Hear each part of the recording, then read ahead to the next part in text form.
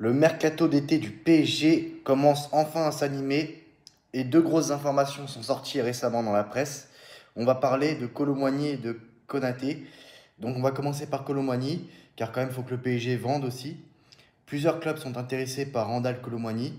La Juventus espère pouvoir y parvenir en proposant un nouveau prêt payant avec une option d'achat très facilement atteignable. Paris préfère un transfert sec mais ne s'est pas montré inflexible dans les discussions. Sinon, Chelsea discute aussi avec Paris, mais c'est déjà concrètement positionné. Il y a aussi Manchester United, friand de ce genre de profil, a montré un intérêt plus faible pour l'instant que Chelsea et la Juventus. Donc Kolo Muani, de son côté, se verrait bien rester en Serie A, mais il ne se ferme aucune porte pour l'instant. Donc voilà, information de l'équipe.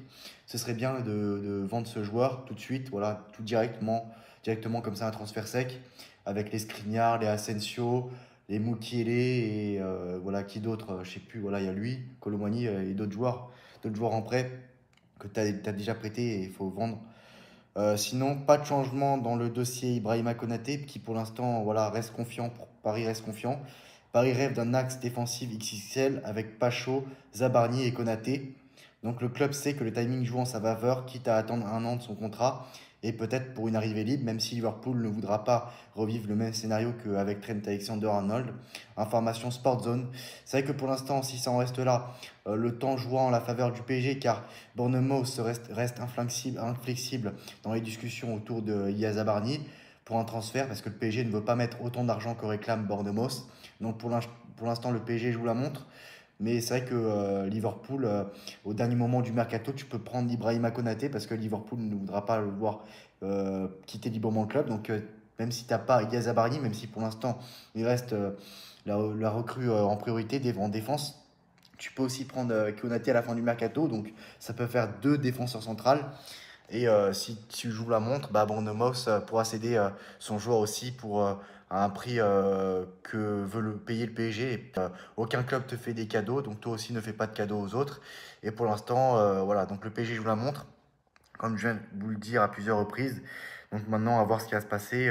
Voilà, le mercato, c'est aussi une partie de poker menteur, etc., etc. Donc c'est pas quelque chose de nouveau pour moi. Et je reviendrai très vite vers vous pour de nouvelles informations. À très bientôt. Ciao. Le Real Madrid est en train de perdre très gros à cause du PSG. Alors que de nombreuses sources évoquent un refus catégorique du Paris Saint-Germain, la presse espagnole croit un éventuel transfert de Bradley Barcola chez les Gunners d'Arsenal, ou Liverpool d'ailleurs, qui se montre aussi intéressé sur le jeune joueur français. Cette opération ne ferait pas les affaires du Real Madrid, qui perdrait gros dans cette histoire. Alors le Bayern Munich qui perd son temps avec Bradley Barcola, conscient que sa priorité, Nico Williams, se dirige vers le FC Barcelone. Oui, le FC Barcelone qui va lever la clause libératoire de Nico Williams à partir de juillet. Le géant de Bundesliga s'est rabattu sur l'ailier du Paris Saint-Germain, pourtant retenu. Les dirigeants du PSG n'ont pas du tout l'intention de transférer l'international français.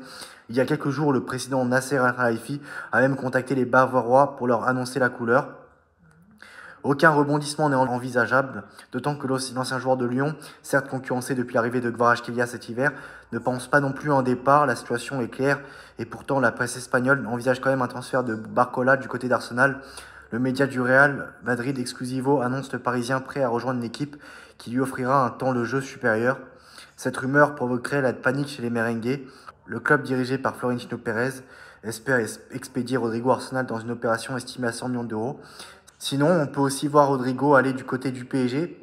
Si le Paris Saint-Germain venait à ouvrir la porte à Bradley Barcola pour un transfert à Londres, la Maison-Blanche perdrait donc une opportunité de rééquilibrer ses comptes. C'est dire à quel point Rodrigo n'est plus désiré dans la capitale espagnole.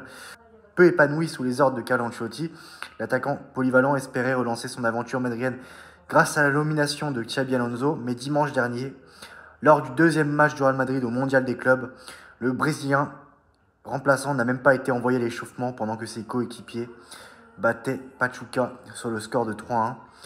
Ça sent clairement le départ pour celui qui a souvent été annoncé dans le viseur du Paris Saint-Germain. À voir donc maintenant ce qui va se passer du côté du Real Madrid, du PSG, de Rodrigo. Donc voilà, à vous de me le dire en commentaire qu'est-ce que vous pensez de tout ça. Et on se retrouve très prochainement dans une nouvelle vidéo. À très bientôt. Ciao.